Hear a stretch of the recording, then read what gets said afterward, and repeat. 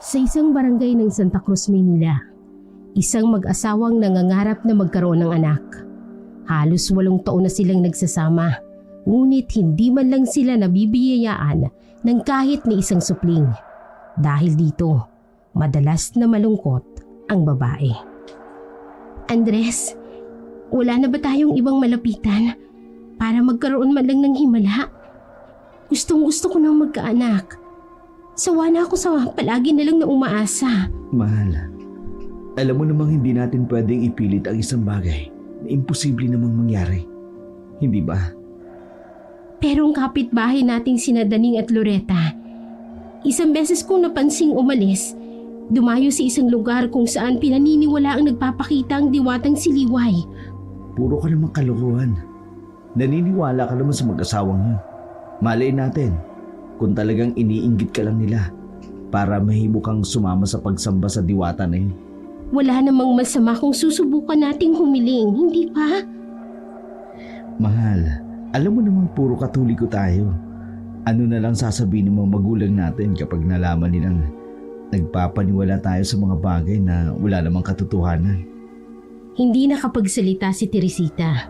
Naumid ang kanyang dila dahil sa tahasang pagtanggi ni Andres. Alam naman niya na hindi niya mapipilit ang lalaki. Kung bakit naman kasi, kailangan niya pang ipaalam sa mister niya ang narinig niyang balita patungkol sa mga kapitbahay na ngayon ay maswerte nang naghihintay sa paglabas ng kanilang supling. Napayuko ang babae at pinagmasdan ang kanyang mga kamay. Pasensya na, Andres. Hindi ko lang kasi maiwasang mainggit sa kanila. Alam ko naman na anak na lang ang kulang sa atin at magiging isa na tayong masaya at buong pamilya. Nariyan naman tayo. Pero alam naman natin na hindi natin kayang pangunahan ng Panginoon sa kung ano man ang balak niya sa atin. Malay mo, may naghihintay palang sorpresa sa unahan. Yung siguradong matutuwa tayo. Pero... Pakiusap, Teresa. Tama na. Kung talagang bibigyan tayo ng supling, hindi niya tayo kailangang pahirapan. Sa totoo lang, hindi sang-ayon si Teresa sa sinabi ng kanyang mister na hindi na sila kailangang mahirapan. Dapat lang na ang lahat ng kanilang pangarap ay pinaghihirapang makamit at pinagsisikapan ng walang hinihinging kapalit. Kaya naman, para wag nang humaba pa ang usapan na yun, ay tinalikuran na ni Teresa ang kanyang mister. Nagpaalam naman si Andres na pupunta sa kabilang bayan. Paano? At kailangan ko na magpunta sa kabilang bayan. Marami akong hihatid na gulay ngayon. Huwag kang magpapaniwala sa mga kapitbahay natin, ha. Hayaan mo na sila. Oo. Ang pangunahing hanap buhay nila ay ang maghatid ng gulay at prutas sa kanilang mga suki. Hindi na sumama si Teresa dahil masyado siyang naapektuhan ng lungkot. Kaya naman, kahit papaano, nagagawa niyang magliwaliw at libangin ang kanyang sarili sa paglilibot. Dito niya nakilala si Rosana, isang anak ng alkalde. Naging mabuting magkaibigan sila at kalaunan ay naging mas malapit sa isa't isa. Hindi ko itatangging masaya ako kapag kasama kita. Maingay naman kasi talaga ako at maraming alam na kahit anong klaseng pagpapatawa, hindi kagaya ng asawa mo. Hayaan mo na si Teresa. Nalulungkot siya dahil hindi niya ako kayang bigyan ng anak. Kung iwanan mo na lang kasi ang asawa mo, kaya naman kitang bigyan ng anak. Kahit ilan pang gustuhin mo. Natawa si Andres. Hindi niya kayang iwanan si Teresa. Ang babae na lang ang dahilan para makuha niya ang money niya. Bukod pa doon, mahal niya din kasi ito. Hindi nga lang kasing galing ni Rosana pagdating sa kama. Ang mabuti pa, ibili mo na lang ako ng magandang damit. May bagong bukas ng tindahan dun sa unahan, no? Mabuti pa nga. Pero hindi muna kasi marami pa akong bibili natin eh. Alam mo na, wala pa akong natatanggap na mana. Oo naman. Gusto mo pumunta tayo ng inn pagkatapos mamili? Gusto ko yan. Tila magkasintahan kung mamasyal sina Andres at ang kanyang kabit. Kung saang-saang tindahan pa sila nakararating at kumakain pa sa isang kainan sa tapat ng palengke. Ang kanyang panindang gulay ay hindi na niya iniintindi pa sapagkat may pinag-iiwanan na siya nito. Mamayang hapon pa ang uwi niya. Dadaanan niya na lang ito. Hindi magdududa ang kanyang asawa na may iba siyang pinagkakaabalahan. Iisipin nitong pagod na pagod siya sa buong araw ng pagtatrabaho. Ngunit lingid sa kanyang kaalaman. Kanina pa siya pinagmamasdan ni Teresa. Humahangos ito sa labis na galit. Kasama ng babae ang kumari nitong si Tina na walang ibang nararamdaman noon ng mga sandaling yun maliban ang pagkaawa sa kanyang kumari. Napatunayan mo na nga na may ibang pinagkakaabala ng asawa mo. Mari naman, ano na ngayon ang binabalak mo? Hindi ako papayag na basta niya na lang ako lukohin ng ganito. Mga hayop sila. Mga taksil! Kumalma ka, Mare. Alam mo naman na may nararamdaman ka sa katawan mo, di ba? Para saan pa ang pag-iingat ko sa aking sarili? Kung ganyan na hindi naman niya ako pinagmamalasakitan. Natahimik si Tina sa itinura ng kanyang kumare. Tama naman ito sa sinabi nito. Ni hindi nga ipinaalam ni Teresa na may karamdaman siya para mabawasan man lang kahit papaano ang nararamdaman nilang lungkot na mag-asawa sa hindi nila pagkakaroon ng anak. Sinundan niya ang kaibigan nang humakbang ito para tiyakin kung saan naman susunod na pupunta ang dalawa. Mare, kailangan pa ba natin silang sundan? Kailangan. Nandito na tayo, Tina. Kaya lulubos-lubusin ko na. Mas magandang mahuli ko sila sa akto. Nang sa ganon, maipahiya ko man lang sila. Kagaya ng ginawa nila sa akin ngayon. Natanaw nila na pumasok sa isang mumurahing ina ang dalawa. Mas lalong umusok ang ilong at tenga ni Teresa dahil sa labis na galit. Kailangan niyang gumanti. Kailangan niyang saktan din ang dalawa. Kaagad siyang umatras at huminga ng malalim. Mare, ano na? Ano nang gagawin natin? Maghintay na muna tayo ng tamang oras. Yung siguradong nasa kalagitnaan sila ng ginagawa nilang kawalang hiyaan. Hindi ko akalaing magagawa niya sa'yo ang bagay na to, Mare. Ako nga din eh. Hindi ko akalaing magiging isa pala siyang salawahan. Hindi ko naman magagawang sisihin ang hindi namin pagkakaroon ng anak. Sa kabilang banda ay tama naman ang nangyari sa inyo. Mas magiging kawawa ka kung magkaroon kayo ng anak tapos nagloloko na siya. Yun nga din ang labis kong ipinagpapasalamat. Hindi ko mapapatawad si Andres sa ginawa niyang panloloko sa akin. Ikinuyom ni Teresa ang kanyang mga kamay. Nanggigigil siya ng sobra dahil sa mga nangyari. Hindi niya akalaing hahantong sa ganito ang dati masayang pagtitinginan nila ni Andres. Kung hindi ko lang nakausap ang mahadera kong pinsan, hindi ko malalaman ang totoong dahilan ni Andres kung bakit pa niya ako pinapakisamahan. Bakit? Ano raw bang dahilan? Dahil sa mana, Tina. Pinakasalan niya ako dahil sa mana na matatanggap niya mula sa kanyang mga magulang na matalik na kaibigan ng mga magulang ko. Napakasama niya. Nagawa kanyang lukohin dahil sakim siya sa pera?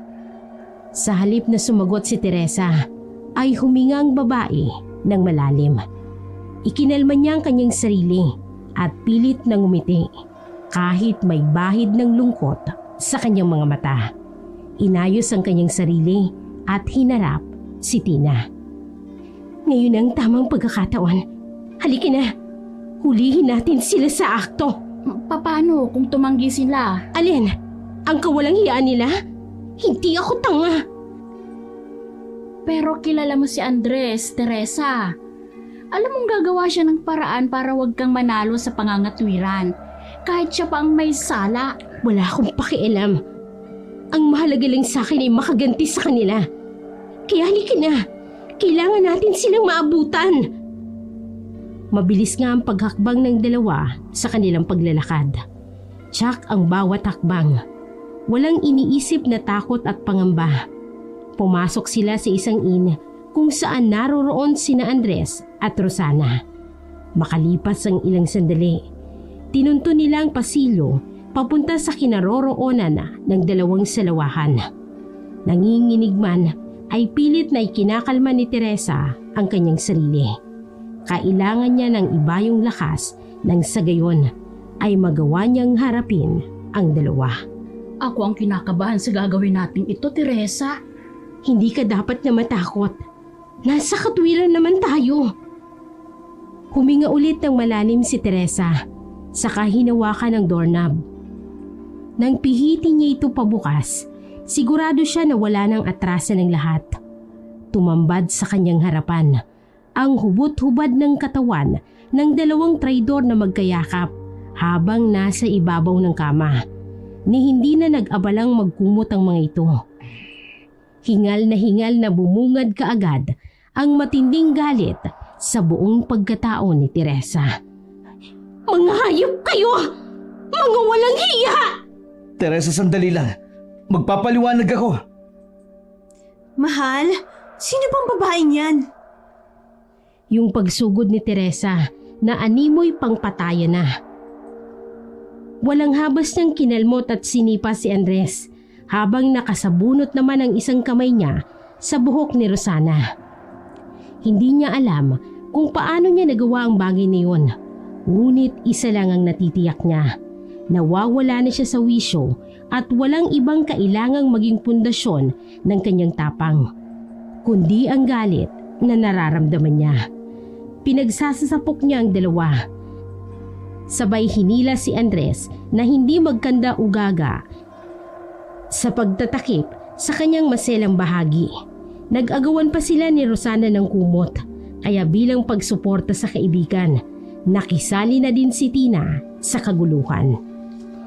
Hinayaan niya si Teresa na ibagsak ang galit nito sa mister, samantalang siya naman ay umatake sa kabit nito. Malandi kang babae ka! Ang kapal ng mukha mong pumatong sa asawa ng kaibigan ko! Wala ka nang pakialam doon! Gusto ko si Andres at sa akin lang siya! Talaga? Magagawa mo pa kayang magpaangkin ng lalaking may asawa kapag winasa ko yung mukha mo? Hayop ka! Makati ka pa sa higad! Bakit ka ba nananakit ha? Ikaw ba ang niloko? Ikaw ba ang pinagtaksilan? Mas magaling ka pa sa asawa ha? Oo! Dahil kaibigan kong matalik ang inaabuso nyo! Mga hayop kayo! Mga peste! Dapat sa inyo niloloblob sa kumukulong mantika! At tuluyan na ngang nagsabunutan ng dalawang babae na animoy mandirigma. Nagpagulong-gulong sila sa sahig habang nagpapaungusan kung sino ang magaling humila ng buhok at kung sino ang mas malakas tumadyak sa tiyan.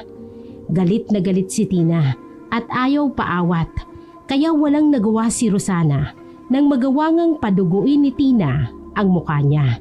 Hindi niya magawang lumaban ng patas sa babae dahil kumot lang ang nakatakip sa kanyang katawan. Mas lalo itong pinanggigilan ni Tina. Malandoy ka naman, hindi ba? Dapat tinatanggal mo na yung kumot na ito dahil wala ka namang hiya! Makapal ang mukha mo, maharot ka! Pakialamera ka naman! Hindi ka ba nahihiya? Pinagpalit ni Andres ang kanyang asawa dahil hindi niya kaya magbigay ng anak! Dahil napuno si Tina sa mga pinagsasabi ng maharot na babaeng kaaway, ginawaran niya ito ng isang malakas na sampal na tumulig sa buong pagkatao nito. Pangas ka! Ni hindi ako ninapuan ng palo ng aking mga magulang! Kaya pala ang kapal na mukha mong mag-abuso ng iba! Wala kang disiplina! Habang nagtatalo sina Tina at Rosana, si Teresa naman ay abala sa pakikipagtalo kay Andres na noon ay pilit pa rin siyang tinatalikuran. Hindi inaasahan ng lalaki na makikita siya ng asawa sa ganong nakakahiyang sitwasyon. Ngunit kailangan niyang humanap ng rason. Kapag hiniwalayan siya ni Teresa, mawawala ang kanyang mana. Hindi ko akalain na isa ka palang hayop. Andres, minahal kita. Nirespeto. Ito lang ang igaganti mong hayop ka. Hayaan mo kasi ako magpaliwanag. Hindi ko naman gusto ang babaeng yun. Nilandi niya lang ako. Lalaki ako kaya ganun. Alam mo na yan. Nang marinig ni Rosana ang sinabi ng lalaki, ay nagpanting ang kanyang tenga. Ano ka mo, Andres? Ako ang lumandi sa'yo? Aba, ang kapal naman ng mukha mo. Hindi ba gusto mo nang iwan niyang asawa mo dahil isa siyang dakilang baog? Wala kang alam sa sinasabi mo. Hindi mo alam kung anong totoo. Pumalahaw ng iyak si Teresa na kaagad namang pinigilan ni Tina. Inalalayan niyang babae at pinatayo. Wag, Teresa. Huwag mong ibababa ang sarili mo sa pedestal. Hayaan mo silang pagdusahan ng mga kasalanan nila. Halika na. Huwag ka nang uuwi sa bahay, Andres. Maghiwalay na tayo. Huwag, Teresa. Pakiusap. Magpapaliwanag ako. Hindi ko kailangan ng paliwanag mo. Hayaan mo ng babaeng yan, Andres. Wala naman siyang pakinabang sa'yo. Tumigil ka, Rosana. Wala ka namang ibang ginawa, kundi pirahan lang ako. At ako pa ang masama ngayon? Ang kapal mo! Akala mo naman napakalaki ng ano mo. Sinamaan ang tingin ni Andres si Rosana. Biglang uminit ang kanyang ulo at nawala ang pagkahumaling niya kay Rosana. Bigla siyang lumapit rito at dinaklot ang liig ng babae. Andres! Bakit? Kapag hiniwalayan ako ni Teresa, papatayin kita! Nahihiwa ka na mo, Andres! May pinag-usapan tayo. Wala akong pakialam ko ano man pinagkasundoan natin! Andres naman! Dahil lang sa babaeng yun, sasaktan mo na ako! Oo! Sasaktan talaga kita! Hindi kita bibitiwan!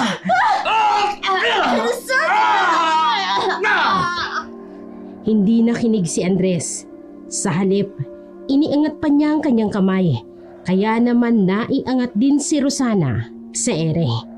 Kitang-kita niya ang kanyang sarili sa salaming dingding na inaangat siya ni Andres. Andres, pakiusap! Nasasaktan ako! Hahabulin ko ang asawa ko, pero wag mo kong susundan! Hindi kita kailangan! Hindi na! Pakiusap! Bitiwan mo lang ako!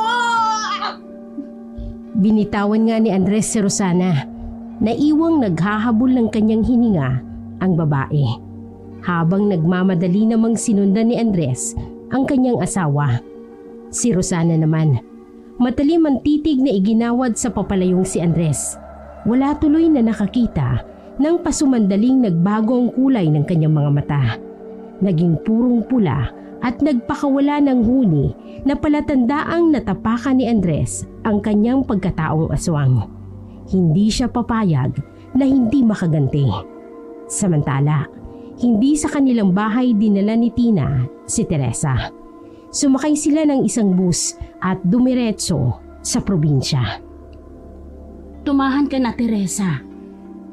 Huwag kang mag-alala at ilalayo kita sa mga taong nanakit sa'yo. Pangako, hindi ka na masasaktan. Pero Tina, ang sakit pa din. Hindi ko akalaing magagawa to sa akin ni Andres. Minahal ko siya. Ibinigay ko sa kanya ang lahat. Bakit sa ganitong paraan niya ibinalik ang kabutihan ko sa kanya? Sadyang may mga tao talaga na mahihina mag-isip. Alam mo naman na madaling mapaapekto si Andres sa kanyang nararamdaman. Porke hindi kami magkaanak. Niloko niya na ako. Anong klase siyang asawa? Naawa man si Tina sa kaibigan, ay wala naman siyang ibang magawa kung hindi ang pakinggan na lamang ang mga hinaing nito. Isa lang ang alam niyang magpapakalma sa babae, ang puno ng sinukuan. Kumalma ka, Teresa. Huwag kang mag-alala at dadaling kita sa lugar kung saan magkakaroon ka ng kakampi para gantihan ang mga taong walang ibang ginawa kundi ang saktan ka. Saan ba tayo pupunta? Sa puno ng sinukuan. Mahal kong kaibigan. Ibig mong sabihin, Tama ka. Pumapayag na ako na humingi ka ng tulong sa sinukuan. ang nasabing puno ay masyadong misteryoso at mahiwaga. Matatagpuan ito sa kabundukan. Wala pang sino man ang nakakakita sa nasabing puno, maliban kay Tina na apo ng isang mangkukulam. Ginagamit nila ito para saktan ang kanilang mga kalaban. Ang sabi ng matatanda, ang puno ng sinukuan ay ang puno na dating dinadasalan ng mga babaylan para pag-alaya ng mga diwata. Pinaniniwalaan na ang sinumang nagtataglay ng kapirasong kahoy mula sa puno nito ay mailalayo sa nananakit rito, sa masasamang espiritu at mga karamdaman. Delikadong pumunta sa puno ng sinukuan kapag tirik ang araw o kahit sa gabi na maliwanag ang buwan. Sabi ng matatanda, ang sinumang matatapat sa lilim ng puno ay mapaparalisa at mamamatay. Kailangan naman sa isang taong may nais na matupad na hiling ay makipag-usap lang sa puno ng sinukuan tuwing 6:00 ng hapon. Kailangan nitong humiling kapalit ng isa sa pinakamahalagang bagay na kaya nitong ibigay. Hindi ko akalaing tutulungan mo ako ng labis-labis, Tina. Hindi ba ang puno ng sinukuan ang pinakahuling bagay na lalapitan natin para sa mga pagkakataong ganito? Oo. Naaalala ko pa ang mga sinabi ko. Pero hindi ko kayang makitang nagsasaya ang mga hayop habang ikaw naman ay nalulugmok sa labis na kalungkutan. Ako ang nasasaktan para sa'yo. Maraming salamat, Tina. Hindi mo pagsisisihan ang pagpayag mong lumapit ako sa puno. May tiwala naman ako sa'yo, Teresa. Alam kong ang mga kalaban mo lang at nakaaway ang tanging paghihigantihan mo. Ngumiti ng matamis sa kanya si Teresa. Kahit papano, gumaan ang kanyang pakiramdam nang makitang nakangiti si Teresa. Matagal na silang magkaibigan. Matalik na magkaibigan hanggang sa maging ninang si Teresa ng kanyang anak. Kaya naman naging doble pa ang kanilang pagiging malapit sa isa't isa dahil naging kumare niyang babae. Marami na ding naibigay sa kanya si Teresa at alam niyang oras na para siya naman ang bumawi rito. Hindi naman sila natagalan pa sa biyahe. Humantong sila sa kanilang nayon kung saan sasakay sila ng isang karawahe para makarating sa mismong baryo nila. Hindi ko akalaing makakauwi tayo muli sa ating baryo, Teresa. Gayon din naman ako, Tina. Hindi ko maipaliwanag ang labis na tuwa na aking nararamdaman. Habang iniisip na may naidulot na mabuti yung pagtataksil sa akin ni Andres. Dahil naalala nating umuwi. Hindi pa man din mabuti ang ginawa niya. Alam mo yung Teresa. Basta, susulitin ko ang pagkakataong nakauwi tayo rito. Lingid sa kaalaman ni na Andres at ng iba pang nakakakilala kina Teresa at Tina. Sila ay tubong taga-probinsya talaga. Napilitan silang lumuwas ng Maynila para doon na manirahan at magsimula ng panibagong buhay. Ang kanyang mga magulang ay dati lang magsasaka sa lugar nito. Ngunit nangarap na yumaman. Kaya humiling sa puno ng sinukuan. Kagaya ng pagtupad sa isang pangako, nangyari ang pinakaasama ng buong pamilya ni Teresa. Naging mayaman sila at kilalang negosyante ang kanyang mga magulang. Dito nila nakilala ang pamilya ni Andres. Gayunpaman, hindi kailanman naging mahalaga sa kanilang dalawa ang kayamanan na meron ng pamilya nila. O sila lang ba? Dahil nalaman niya na pinakasalan lang siya ni Andres dahil sa mana. At narito siyang muli sa kanilang tahanan kung saan nagsimula ang lahat. Kailangan niyang baguhin ang hindi niya nagustuhang pangyayari sa buhay niya. Teresa, halika na. Nasa bahay na tayo. Salamat sa paghatid, Manong. Pakibaba na lang po ng mga gamit namin. Magpapahinga muna tayo. Bukas ka na lalakad. Oo naman. Pagpasok nila sa munting tahanan ni Teresa, nagpahinga muna ang dalawa. Hindi na inabala pa ni Tina si Teresa na isama sa kusina dahil alam niyang may niluluto ng pagkain ang katiwalang kinontrata niya upang mag-asikaso sa kanila. Si Teresa naman ay nagtungo sa kanyang kwarto para ipagpatuloy ang pagpapahinga. Matagal ng panahon na hindi man lang sila nakadalaw sa kanilang dating tahanan. Nakakahiyang isipin na naaalala lang nilang pumunta sa puno ng sinukuan dahil may kailangan sila rito. Nagpasyang lumabas na lamang ulit si Teresa dahil hindi niya kayang titigan ng matagal ang labas ng bakuran nila. Naabutan niya sa kusina si Tina na abala sa paghahanda ng kanilang hapunan. Naabutan pa niyang papaalis na ang matandang babae na may bitbit na plastik at konting pera. Sino yun? Siya ang pinaluto ko ng kakainin natin ngayon. Tina, pwede bang huwag mo na akong ipagpabukas ang sadya ko sa puno ng sinukuan? Kailangan ko na talagang makahanap ng paraan para magantihan sina Andres at ang haliparot niyang kabit. Wala akong magagawa kung talagang gusto mo nang magpunta doon. Alam ko naman na hindi ka talaga papipigil. Pero heto, dalhin mo sa puno. Kailangan may alay ka sa kanya. Tamang-tama, walang buwan. Walang anino ang puno. Hindi ka masasaktan kapag nagpunta ka ngayon doon. Hindi mo ba ako sasamahan? Hindi na muna. Kailangan taimtim mong makuha ang hinihiling mo. Alam mo na, iyan talaga ang kailangan gawin. Pero huwag kang mag-alala. Susunod ako mamaya kapag natapos ka ng humiling. Tumango si Teresa at tinanggap ang isang basket ng prutas. Walang pagdadalawang isip na tinungo niya kaagad ang likod bahay. Tumambad sa kanyang mababang puno ng sinukuan dahil walang liwanag ng buwan. Ligtas siya sa lilim nito na may kakaibang kamandag na hatid sa sino mang taong matatamaan nito. Pwedeng maparalisa hanggang sa mamatay ang mga taong natatamaan ng lilim ng nasabing puno. Kaya ito ang dahilan kung bakit maraming buto sa paligid nito. Kahit humingi pa sila ng tulong sa mga kasama nilang hindi nakulong sa anino ng sinukuan, ay wala nang magagawang mga ito. Dahil mahahawaan at mahahawaan lang sila ng animoy kamandag na lason ng anino ng puno. Pumikit si Teresa matapos niyang ilagay sa paanan ng puno ang kanyang mga alay.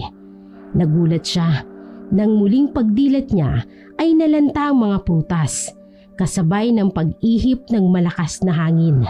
Dahil dito, nalaman niyang nagbibigay na ng hudyat ang puno ng sinukuan para pakinggan ang kanyang hiling.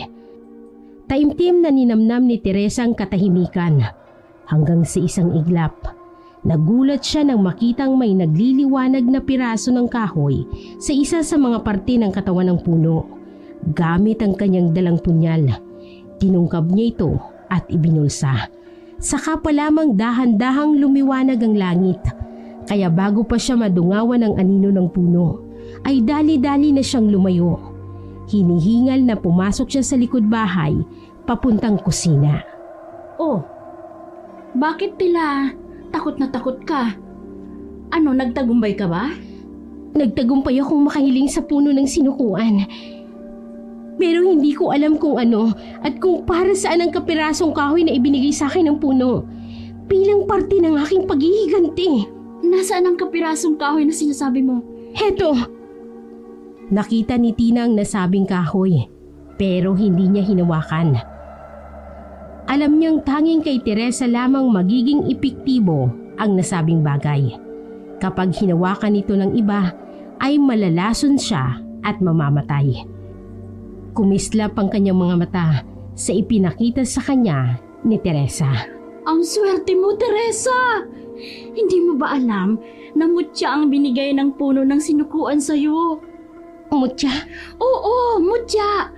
At ang kakayahan niyan ay ang magagawa mong pasukuin ang kahit sino ayon man sa kagustuhan mo. Seryoso ka ba sa sinasabi mo? Oo naman. Baka nakakalimutan mo. Isang albularyo ang tatay ko. Kung ganun, napakaswerte ko pala. Kaya kong kontrolin ang manloloko kong asawa, maging ang walang hiya niyang kabit. Tunay na magagawa mo nga. Kaya kung ako sa'yo, huwag mo nang patagalin pa ang paghihirap mo. Gantihan mo na sila. Nang maalala ni Teresa ang kahayupang ginawa ng kanyang asawa, ay nanumbalik ang kanyang labis na galit. Hinding-hindi niya mapapatawad ang mga ito. Maiwan ka na dito, Tina. Kailangan kong gawin ang bagay na ito nang walang sino mang nadadamay. Lalo na't patungkol sa mga taong mahalaga sa akin. May tiwala ako sa'yo.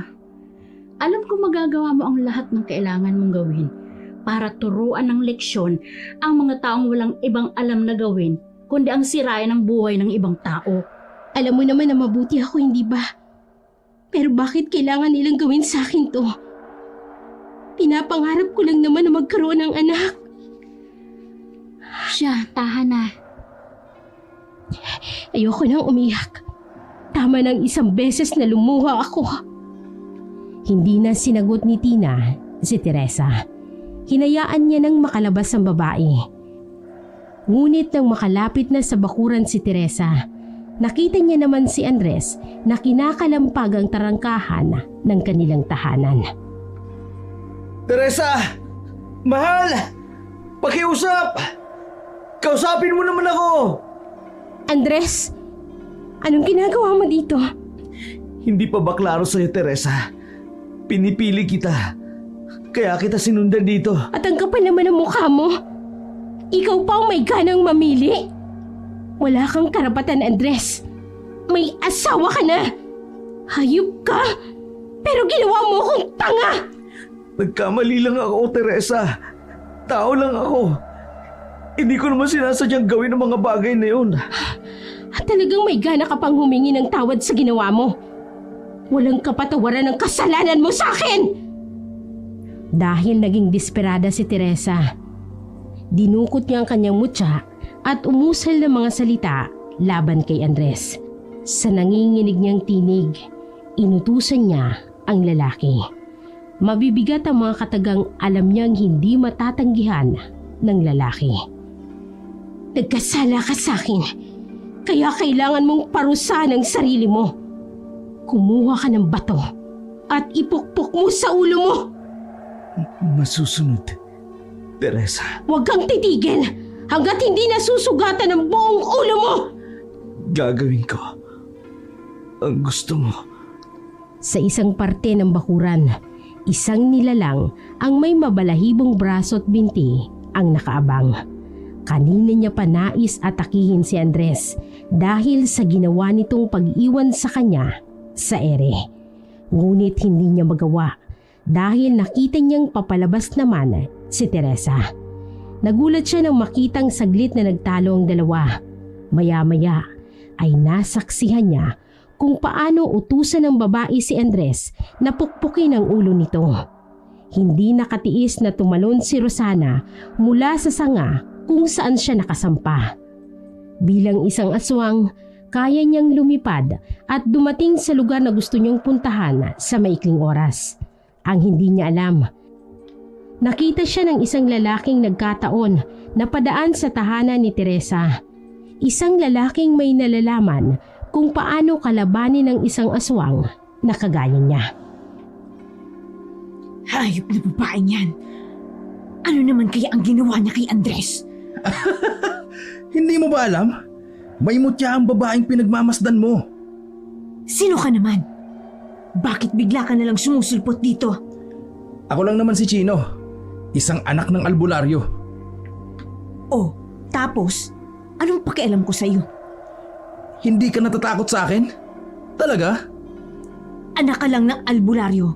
Hindi ka dapat katakutan. Napangisi ang lalaki sa tinura ng nilalang. Alam niya ang pagkakataon niya para ipakita rito ang kanyang kakayahan. Isa nga siyang anak ng albularyo. Ngunit nagsasanay siya para maging kagaya ng ama niya. At kapag nasungkit niya na ang kahinaan ng aswang nakaharap niya, Siguradong mabibiyayaan siya ng basbas ng kanyang ama para magawa niyang maging isang tunay na albularyo.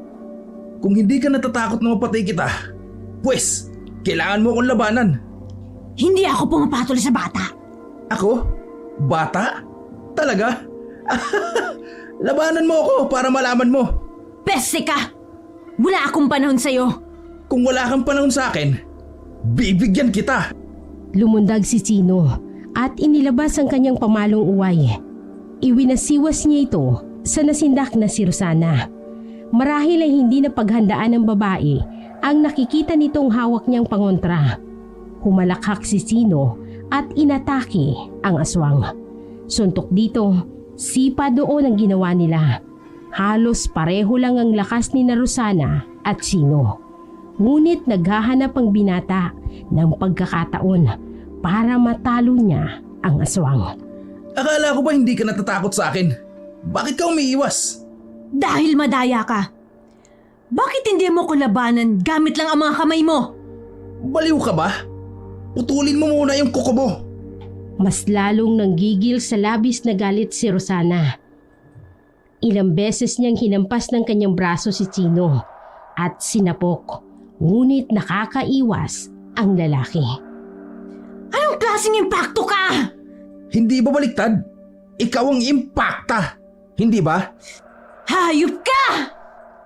Ginamit ni Rosana ang kanyang kakayahan na pahabain ang kanyang napakahabang buhok. Bilang isang aswang kubot, madali sa kanyang lansihin ang lalaki at magkunwaring tila ba isang mahinang babae. Ngunit ang kanyang buhok ay palihim na gumagapang sa madilim na sulok na kinaroroonan nila. Dahan-dahan siyang nagbalik sa kanyang tunay na anyo bilang isang babaeng nagkukunwaring mahina. Kailangan niyang madaliin ang pagpatay sa lalaki nang sa gayon ay magawa niyang patayin si Teresa. Hindi niya nga lang alam na tuso din pala si Chino. Pinaplano pa lang niya ay alam na nito kung papaano ito haharangin. Bata, wag. Hindi mo ako pwedeng saktan. Kailan lang nang ako ay maging isang aswang, hindi ko pa kayang kontrolin ang aking sarili.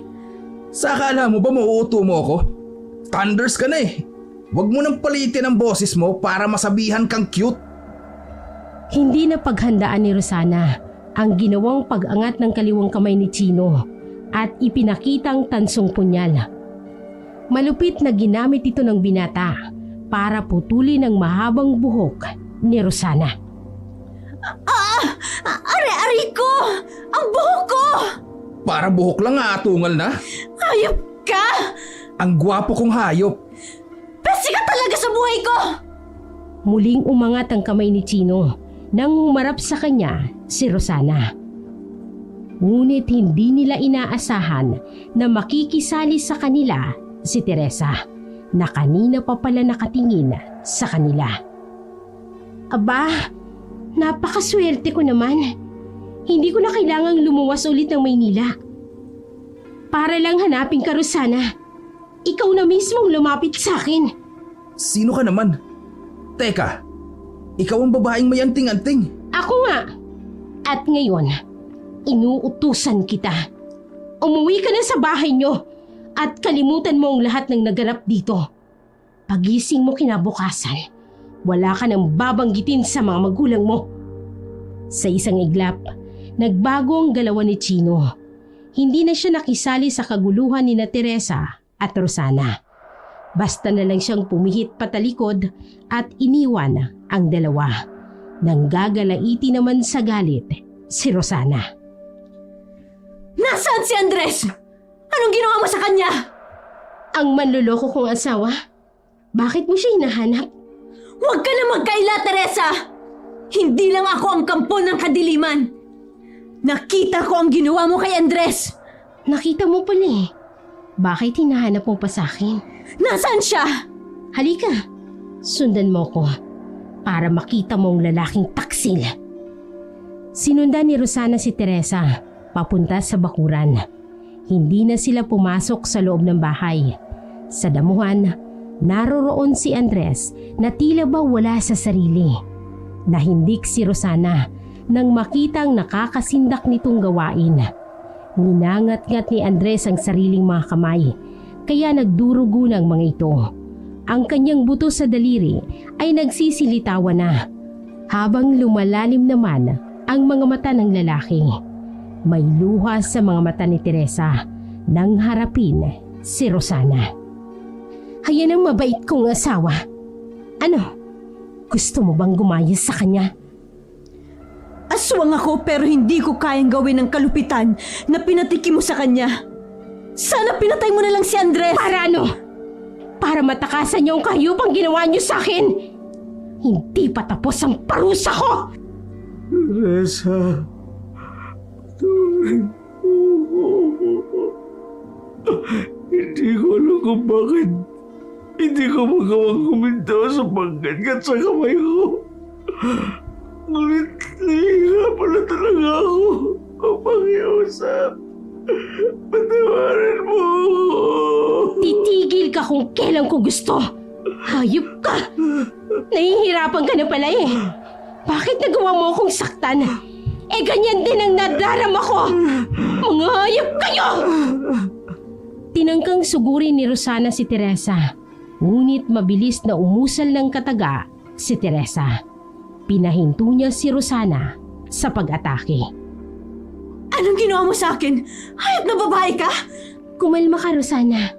Wala pa akong ginagawa sa'yo. Pero sisiguraduhin ko rin na magdurusa ka sa lahat ng kasamaang pinaranas mo sa akin. Walang hiya ka! Hindi kasalanan na magmahal! Ah, talaga? Kaya kahit kanino, basta ka na lang nagmahal. Kahit alam mong may asawa na. Ang linis mo naman. Bakit ikaw? Minsan ba hindi mo naranasan magmahal? Nagmahal ako. Pero tiniyak kong ang akin ay akin lang. At wala akong kaagaw na sino man. Napatda si Rosana nang makita niyang nanlisik ang mga mata ni Teresa. Batid niya sa mga sandaling yun. Wala na siyang magagawa para baguhin ang nais ng babaeng nagawa niya ng pagkakasala. Pakawalan mo ako, Teresa! Pakawalan mo ako! Ganun ba? Hindi kasi ako nakikinig sa mga kaaway ko. Hayop ka talagang babae ka! Ano man ang sabihin ko sa'yo, susundin mo. Lantakan mo ang katabi mo na walang iba kundi si Andres. Hindi! Hindi mo magagawang tanggihan ang sasabihin ko. Gagawin mo ang gusto ko! Nanlisik ang mga mata ni Teresa at tila ba biglang may nagbago sa ihip ng hangin. Ngayon, sumisigaw si Rosana dahil nakikita niya na pilit na hinahablot ng kanyang kamay si Andres, na noon ay napupudpud na ang mga buto sa daliri dahil sa kalalantak nito. Kahit nahihirapan, pilit nang umingiti ng taimtim si Andres at mangiyak-ngiyak na tumingala kay Teresa. Patawarin mo ako, mahal ko. Sana maging masaya ka sa naging desisyon mo na patayin ako. Hindi mo ako madadaan sa konsensya dahil hindi naman akong papatay sa'yo. Teresa! Itigil mo to! Nang iwan ako ni Andres para sundan ka, napatunayan kong mas lamang ang pagmamahal niya sa'yo kaysa sa akin! Tumigil ka! Hindi ko kailangan ng paliwanag mo. Tama na ang nakita kong pagtataksil ninyo! Ang sama mo namang magalit! Hindi ka marunong magpatawad! Ganyan ka ba talaga? Diyos nga nagpapatawad, ikaw ba kaya? Tila nababaliw sa katatawa si Teresa. Hindi niya matanggap ang sinabi ni Rosana. Diyos!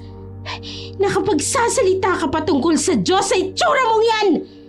Ilang tao nang pinatay mo dahil sa pagkaaswang mo. Baka nga ilan sa kanila nagawan ka ng kasalanan, hindi ba? Ngunit hindi mo sila pinatawad. Isa kang hangal sa pag-aakala mong magagawa mong kontrolin ang lahat. Kung Kumakapal lang ang apog mong manakit dahil may mutya ka! Oo! Dahil hiniling ko sa mahiwagang puno ng sinukuan, nagantihan kayo!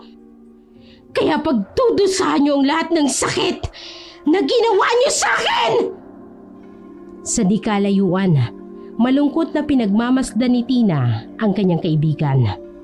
Tila ba nagsisisi siya sa ginawa niyang pagpayag na humiling si Teresa sa puno. Ito na nga bang sinasabi niya? Nabubulag sa maling desisyon ang kanyang kaibigan. Hindi niya akalaing paghihigantihan ng ganito kabrutal ang dalawang nagtaksil sa buhay niya. Hindi nakatiis si Tina at nilapitan niya si Teresa. Teresa, tama na! Ikalma mo na ang sarili mo!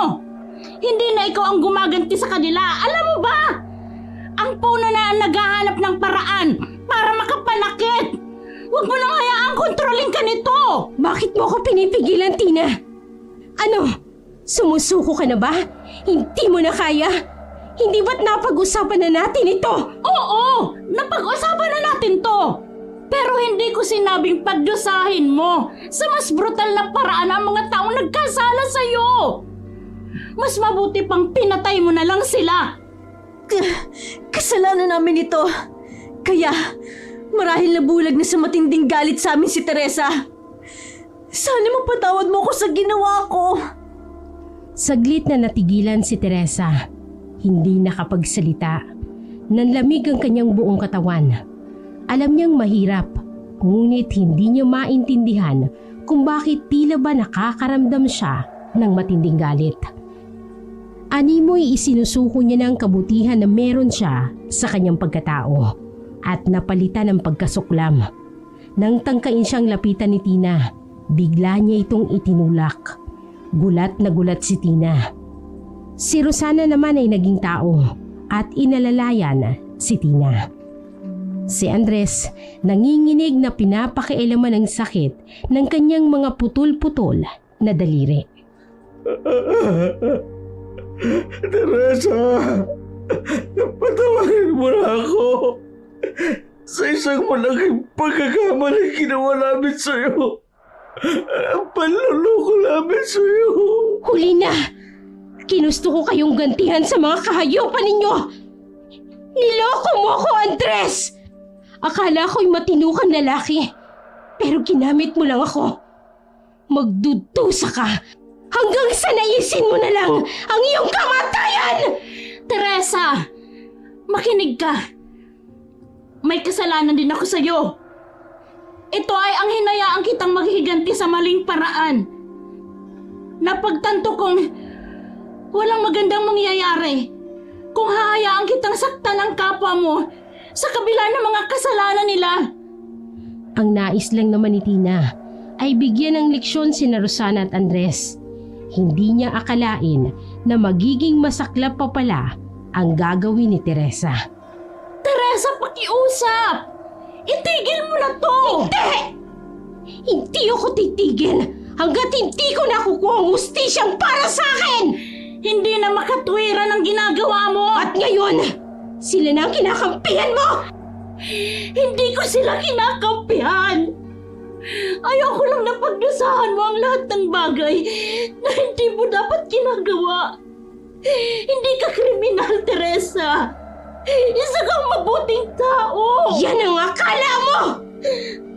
Hinarap ni Teresa ang umiiyak na si Tina. Hinawakan ang kanyang mutyang nasa bulsa at bumulong ng mga kataga. Hindi mo na ako mapipigilan, Tina! Mula ngayon, kakainin mo ang sarili mong tila! Teresa, wow! Napasigaw na lamang si Tina nang sa muli niyang pagsasalita ay dumugo na ang kanyang bibig. Nguya lang siya ng nguya hanggang sa maramdaman niyang may nilunok na siya. Napasigaw si Tina sa labis na pagkasindak. Nanginginig at halos mamatay siya sa takot. Kinain niya nga ang sarili niyang dila. Ikaw naman, Andres, sa pagkakataong ito, kakain ka ng maraming lupa hanggang sa mamatay ka! Teresa, pakiusap. Patayin mo na lang Hindi ko ipagkakaloob sa'yo yun!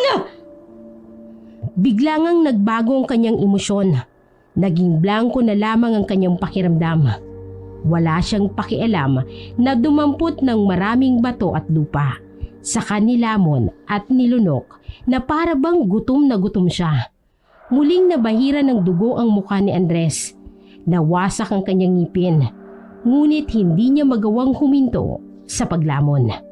Hinihingal na dinaluhong naman siya ni Rosana. Sobra kang magalit! Hindi ka marunong magpatawad! Isa akong aswang! Oo, inaamin ko yon.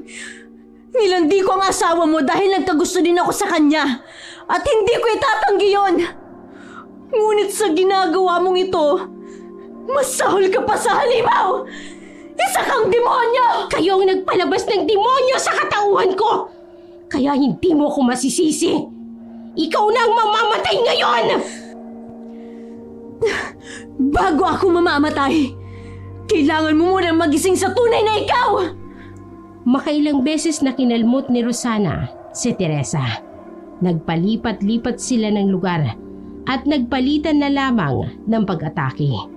Ilang sandali lang, nagawang sugatan ni Rosana si Teresa gamit ang kanyang matutulis na kuko.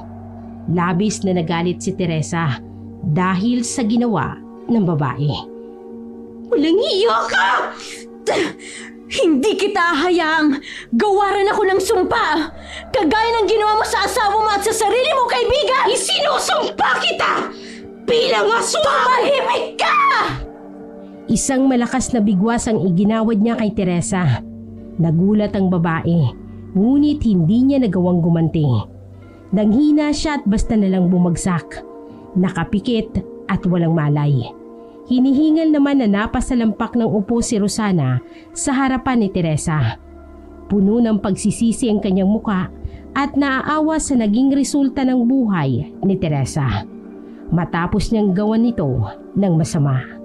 Nang makita niyang wala na itong malay, tahimik niyang pinasok sa bahay ni Tina ang babae.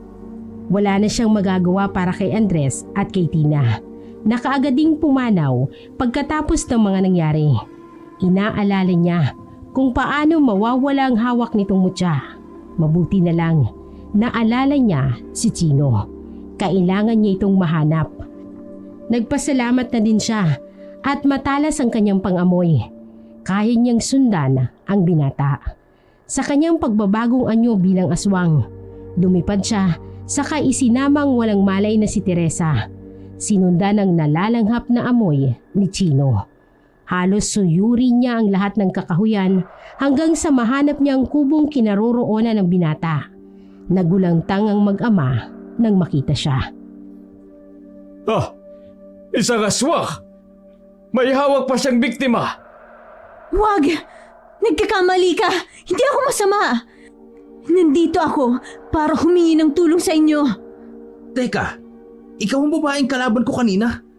Hindi ko lang maintindihan kung bakit umuwi ako nang hindi kita natatalo. Kagagawa nito ni Teresa. Kailangan niya ng inyong tulong.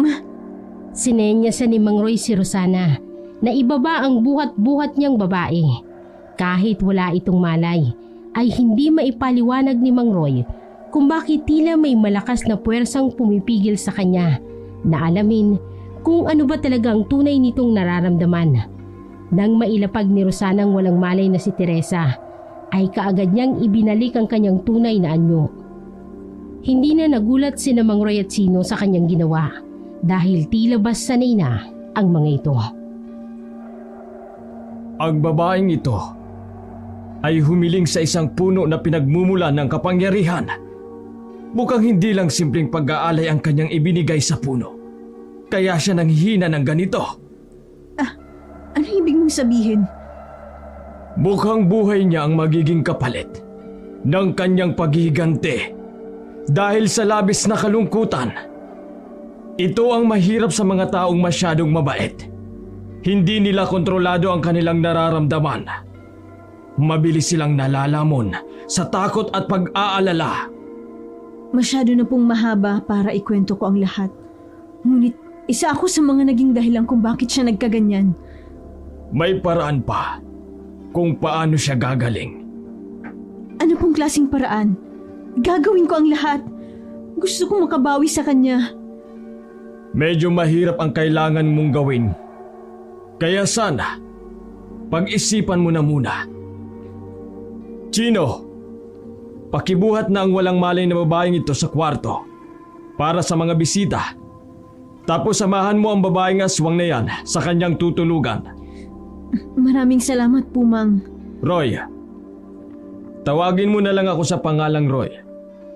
Ikinagagalak po kitang makilala. Sana maintindihan mo na ako naman ay hindi masyadong masaya na ikaw ay makilala. Isa kang aswang at hindi kami dapat nagtiwala sa isang kagaya mo. Aminado si Rosana. Nasaktan siya sa sinabi ng albularyo. Tama naman ito. Sino ba naman ang basta na lang magbibigay ng tiwala sa isang aswang na walang ibang ginawa kundi ang maging makasalanan habang nabubuhay siya. Mula sa pag-aanyong aswang hanggang sa maging isang normal na tao ay hindi siya nawawala ng kasalanan sa mga tao. Isa siyang maruming babae na nanggugulo ng mga taong may maayos na relasyon. Pero hindi ito ang oras para magdrama siya. Kailangan niyang tulungan si Teresa at mahanap ang kapayapaan para sa sarili nito. Hindi niya alam kung kailan at papaano niya naramdaman ang ganito. Basta't nagsisisi siya at umaasang mapapatawad ng babae sa lahat ng kasalanang nagawa niya. Hindi ko alam kung bakit kailangan kong gawin to. Pero sana, pagpasensyahan mo na si tatay. Alam mo naman ang mga matatanda. Hindi talaga basta nagtitiwala. Lalo na sa mga aswang. Naiintindihan ko naman kayo. Saka, huwag ka mag-alala. Ayos lang ako. Ano bang simula ng sigalot sa pagitan ninyong dalawa ng babaeng yun? Ako naman talaga ang may kasalanan. Pinilit ko ang sarili kong maging isang masamang babae. Hindi ko na napapansing nakakapanakit na pala ako. Mukhang komplikadong sitwasyon ninyo ah. Hindi naman talaga. Kung umiwas lang sana ako. Mukhang hindi nga magandang simula ninyo. Pero huwag kang mag-alala. Tutulungan kita. Kaso lang, kailangan mong tanggapin na kapag natapos na ang tulong na igagawad namin sa'yo, kailangan kitang talunin. Ibig bang sabihin, papatay mo pa rin ako?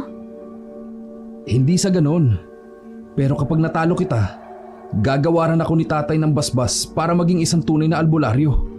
Ang bala ko lang, tanggalin ang pagkaswang mo. Kaya mong gawin yun? Oo naman. Kaya nga ni tatay eh. Pero saka na. Alam kong may mahirap na misyon ka pang kagampanan.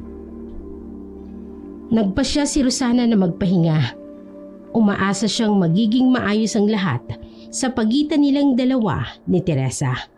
Kahit na hindi siya mapatawad ng babae. Ibalik lang nito ang dating tiwala sa sarili na naglaho na dahil sa kanyang ginawa. Nang magising siya kinabukasan, nakaabang na sa kanya si Mang Roy. Si Teresa ay wala pa ring malay ayon kay Chino. Pinainom nila ng pampatulog para wag na munang magwala hanggang sa hindi pa siya bumabalik sa kanila. Magandang umaga po, Mang Roy. Magandang umaga naman. Kamusta? Ayos lang po ako. Kailan ko po gagawin ang misyon ko? Mamaya, pagkatapos mong mag-agahan. Tumango si Rosana. Simpleng tuyo na may suka at sili. Bagong lutong kanin at sabaw ng malunggay ang kanilang pinagsaluhan. Sa totoo lang, sosyaling tao si Rosana. Ito nga ang dahilan kung bakit niya pinatulan si Andres. Nanghihinayang siya sa mga bagay at perang pwede nitong ibigay sa kanya oras na maging silang dalawa. Ngunit sa pagkakataong ito, hindi niya magawang maghanap ng panibagong ulam. Kontento na siya sa kanyang nakikita. Patapos na siyang kumain at tarantang lumapit si Chino. Tay! Si Teresa! Gising na! At nagpupumiglas! Ano? Bakit hindi umeepekto ang pampatulog sa kanya? Hindi ko po alam. Pero mukhang siyang natataranta. Kasalanan ko to. Kailangan ko siyang puntahan. Sandali lang, Rosana. Ngunit hindi nagawang pigilan ni Chino si Rosana. Mabilis na nakalapit si Rosana sa kinahihigaan ni Teresa. Matalim ang mga mata ni Teresa nang makita siya nito, pero nanatiling mapagkumbaba si Rosana. Anong ginagawa mo dito? Ako ang nagdala sa'yo rito, Teresa. Pasensya na. Kinailangan ko kasing humingi ng tulong. Sana hinayaan mo na lang ako mamatay. Sana hindi ka na nakialam pa sa mangyayari sa akin. Alam kong mali ang nagawa ko at walang ibang pwedeng sisihin kundi ako lang. Pero huwag mong sayangin ang buhay mo, Teresa. Pakiusap. Gusto kong makabawi sa mga nagawa ko sa'yo. Kahit huwag mo na akong patawarin. Nang marinig ni Teresa ang kababaang loob ni Rosana, bigla siyang natauhan. Tila ba nagising ang mabuting kalooban at napaiyak. Nasaktan ako sa nangyari, Rosana. Pero hindi lang naman ikaw ang pwedeng sisihin. Kasalanan ko din. Kung nabigyan ko sana ng anak si Andres, baka hanggang ngayon ay magkasama pa kami. Masaya at nagmamahalan. Pero dahil sa puot na nadarama ko, pinatay ko siya at tinamay ko pa si Tina. Huwag kang malungkot, Teresa. Naniniwala ako na magagawa mo pang ayusin ang lahat.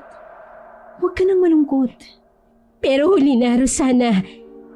Isinugal ko ng aking kaluluwa, kapalit ng mutya, para lang makapaghiganti sa inyo. Pero hindi ko pala kaya. Ayoko pa palang mamatay. Sana mapatawad niyo ako. Natatawad na kita sa ginawa mo sa kaibigan mo at sa asawa mo. Kaya huwag mo nang sisihin ang sarili mo, Teresa. Gagawin ko ang lahat, may ayos lang ang nagulo ko. May solusyon pa. Makapanabay na lumingon si Mang Roy kina Rosana at Teresa. Parehong nagtataka ang muka. Ano ba ang posibleng maging solusyon? Ano po bang kailangan gawin para mabawi ni Teresa ang kanyang kaluluwang inalay sa puno ng sinukuan? Ang puno ng sinukuan ay nagre-representa sa mga taong sumuko na sa lahat-lahat. Ito ang dahilan kung bakit ang kaluluwa ng puno ang nagbibigay ng lakas sa isang tao para magawa niyang ipaghiganti ang sarili. Nagbibigay siya ng mutya, kapalit naman ng enerhiya na makukuha niya mula sa kaluluwa ng isang mortal na taong lumalapit sa kanya. Totoo po yun. Inialay ko ang aking kaluluwa, kapalit ng pagnanais na makaganti. Na dapat ay hindi mo ginawa, Iha. Alam mo bang ang ginawa mo ay isang sugal? Ang problema lang, hindi ikaw ang mabubuhay, kundi ikaw ang magiging pataba ng puno ng sinukuan sa mismong lupang tinitirikan nito. Malinaw na ipinaliwanag ni Mang Roy na ang paglapit sa puno ng sinukuan ay katumbas ng paglapit ng isang tao sa dyablo. Hindi nagbibigay ng anuman ang puno ng sinukuan kung walang ibibigay bilang kapalit. At hindi sapat ang alay na pagkain at prutas sa mga simpleng hiling lang. Napaiyak si Teresa nang mapagtanto na isang malaking pagkakamali ang kanyang nagawa. Bakit ko ba nagawa ang mga bagay nito? Ano bang pumasok sa isipan ko? Ang mangyayari, maghihintay ka lang dito, Teresa. Si Rosana ang kailangang gumawa ng nasabing misyon. Ngunit bakit si Rosana lang, Mang Roy? Ako ang nagsimula ng lahat na nito. Ngunit si Rosana ang punot dulo. Siya lang ang makakalapit sa puno ng sinukuan sa ganoong paraan. Humarap si Mang Roy kay Rosana. May iniabot na bag. Ang laman nun ay isang kutsilyo at itim na tela. Sadyang makamandag ang puno ng sinukuan, Rosana. kailangan mong mag-ingat sa bawat galaw mo. Ang lilim ng nasabing puno ay may taglay na kakayahang magparalisa ng mga taong magtatangkang lumapit sa kanya. Hindi kailanman magtatagumpay ang mga tao, lalo na kapag hindi kilala ang nasabing puno. Ano bang meron sa puno, Mang Roy? Ang puno ang may pinakamagandang ugat na kayang gamutin ang halos lahat ng karamdaman. Kailangang mautak na pamamaraan para huwag matamaan ang lilim nito. Oras na matamaan ka, kaagad kang mapaparalisa, kaya maraming nakatambak na buto sa puno. Hindi na ito nakuha pa ng mga kaanak nila sa takot na sila man ay magaya sa mga ito. Namamatay ng hindi man lang naililibing. Minsan ang naikwento sa akin ni tatay ang tungkol sa puno ng sinukuan. Sinabi niya sa akin na ang gamot mula sa sumpang nakadikit sa kaluluwa ni Teresa ay makukuha lang sa ugat ng puno ng sinukuan. Ang bukod tangi na makakagawa niyon ay ang taong naging punot dulo ng pagnanais na maghiganti ni Teresa. Siya lamang ang pwedeng kumuha nun dahil pinagsisisihan na niya ang kanyang ginawa. Katulad ni Teresa, sumuko na din siya sa kanyang nagawang kasalanan at nakahandang magbago. Pero Rosana, ayoko nang gawin mong bagay na ito para sa akin. Ilang beses na din kitang napagsabihan ng masasakit na bagay. Alam kong sa pagkakataong ito, patas lang tayo sa ating pagkakasala sa isa't isa. Teresa, kalimutan mo na yun. Hindi ko naman nabalak pang baguhin ang naging desisyon ko. Umaasa ako na may babalik pa ang dating kaligayahan mo. Sana, huwag mo nang sisihin ang lahat ng nangyari sa'yo. Kailangan mo ng kumilos. Hindi pwedeng patagalin ang ganitong pangyayari. Hindi lahat ng mutya ay nakapagbibigay ng magandang buhay sa bawat taong nangangalaga ng ganito. Minsan, may mga mutya din na kasawian ng hatid sa bawat taong nakakahanap sa kanila. Tay, sasamahan ko si Rosana. Mag-iingat lang kayo. Hindi na nag-aksaya ng panahon sina Rosana at Chino. Kaagad silang nagtungo sa bahay nila Teresa at pinuntahan ang puno. Tirik na tirik ang araw, kaya pinigilan ni Chino si Rosana sa paglapit sa lilim. Napat-dapat sila nang makitang magkatabi sa loob ng lilim ng puno ang mga katawan ni Tina at Andres, na hindi man lang ito dinapuan ng langaw. Maski ang insektong nagtatangkang lumapit doon ay namamatay sa pagpasok sa lilim ng puno. Diyos ko! Sina Andres at Tina! Wala na tayong magagawa para sa kanila. Pasensya na. Naiintindihan ko. Kailangan natin maghukay. Saan naman tayo magsisimula? Dito tayo magsisimula. Kailangan natin gumawa ng parang tunnel para makakuha ng ugat mula sa puno ng sinukuan. Sige, papayag ako. Kaagad na nagsimula ang paghuhukay ni Chino at Rosana. Mabibilis at sigurado ang kanilang mga kilos. Walang nais na sumuko, kahit sa sobrang pagod at pinagpapawisan. Kailangan pa nating laliman bago tayo magkubkob palapit sa ugat ng puno. Sige. Gabi na nang matapos sila sa kanilang ginagawa. Pagod na pagod ang dalawa at halos hindi na magawang bumangon pa. Nagulat sila nang makitang nakalitaw sa may dulo ng kanilang hinukay ang mga ugat. Rosana, kaya na! Nakikita ko ng ugat ng puno. Oo nga. Nako, sana naman makakuha ako. Sigurado yan. Kailangan mo lang ihanda ang sarili mo. Ha? Bakit naman? Kahit natatanaw mo ng ugat ng puno ng sinukuan, hindi yan magiging madali.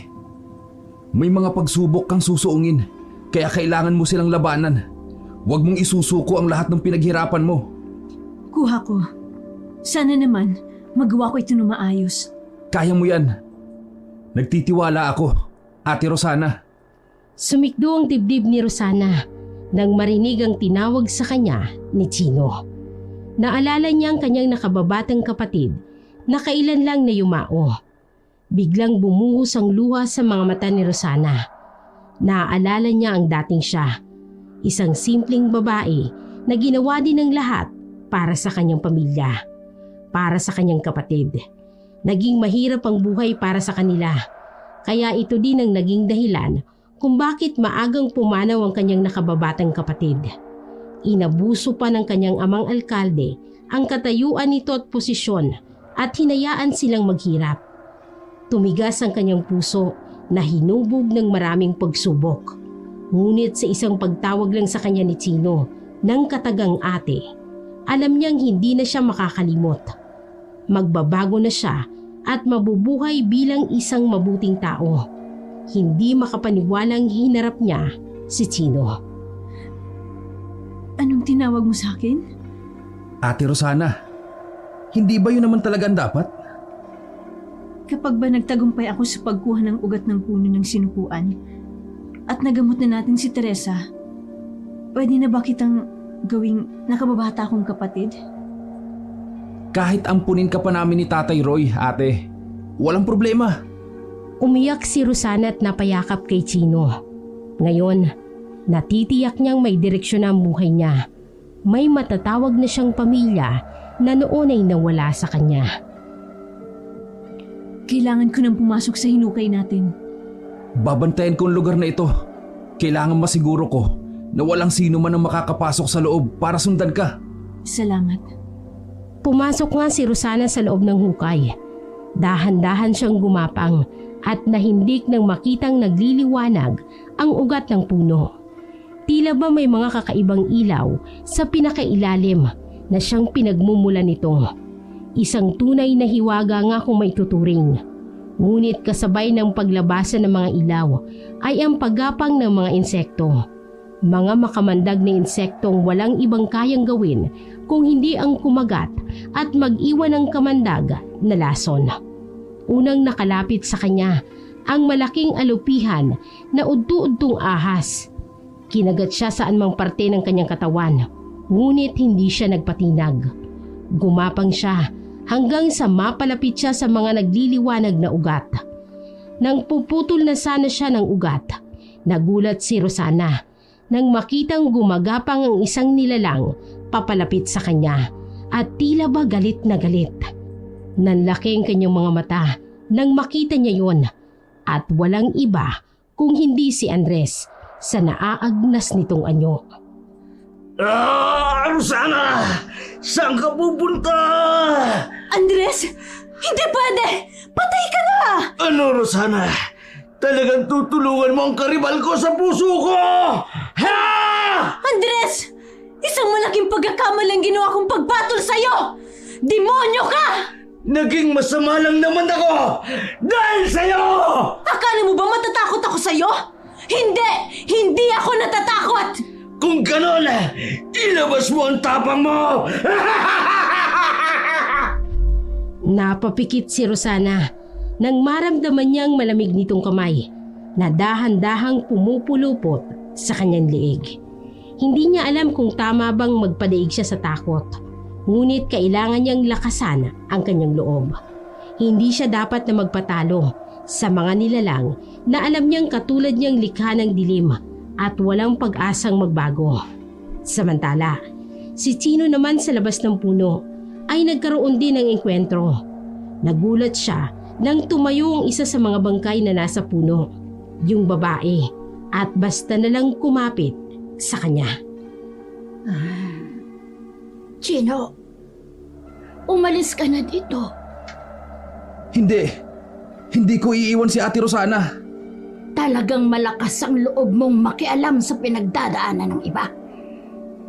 Hindi mo ba alam na isang malaking pagkakamali ang ginawa mong pagtulong sa kalaban mong aswang, Batang Albularyo?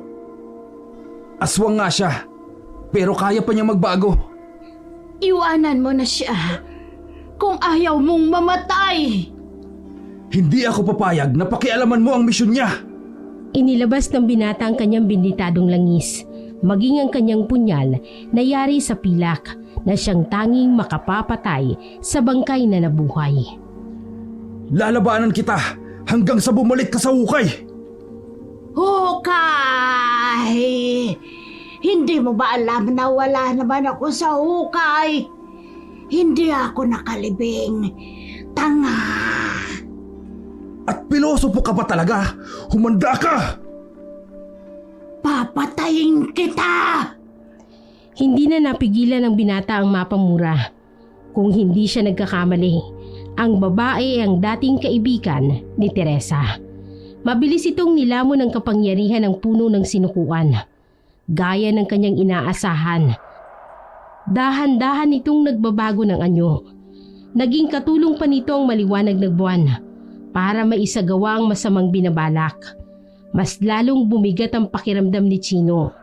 Saglit siyang napayuko para ikalma ang sarili.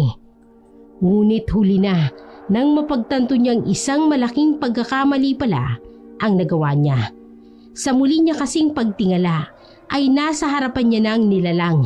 Nakatayo lang ito, hindi gumagalaw, pero nanlilisik ang mga mata at tumutulo ang laway.